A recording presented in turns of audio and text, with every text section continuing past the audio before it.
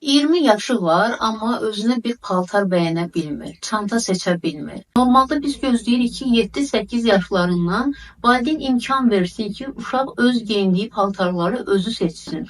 Amma adətən mükəmməlçi valideynlər deyir ki, o uşaqdır, o nə bilir seçməyi, o yanlış seçəcək, alsa da peşman olacaq. Sonra da şikayətlənirlər ki, mənim uşağım niyə belədir, niyə bu qədər passivdir, yəqin istedadı yoxdur. Biri hətta valideyninə belə nə geyinəcəyini göstərir, hətta evinin dizaynını anası üçün o seçir, amma digəri öz geyinəcəyi köynəyi belə seçə bilmir. Bir uşaqda ola bilər çox zəif istedad var, çox kreativliyi zəifdir, amma valideyn o qədər imkan verib ki, uşaq seçim eləsin, o qədər şərait yaradıb ki, qoy uşaq təcrübə eləsin, meydanda olsun, qərarlarda iştirak eləsin, fikrini desin və uşağın fikrini də önəmsədikləri üçün, həvəsləndirdikləri üçün uşağın bu istedadı günü-gündən inkişaf edir. Bəzi valideynlər çox zəkalı, çox istedadlı uşaqları olsa da, onları o qədər passiv saxlayıblar ki, sən sus, sən bilməzsən, sən uşaqsan,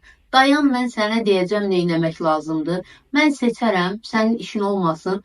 Bu formada danışaraq çox istedadlı bir uşağı çox passiv vəziyyətə gətirib çıxara bilərlər.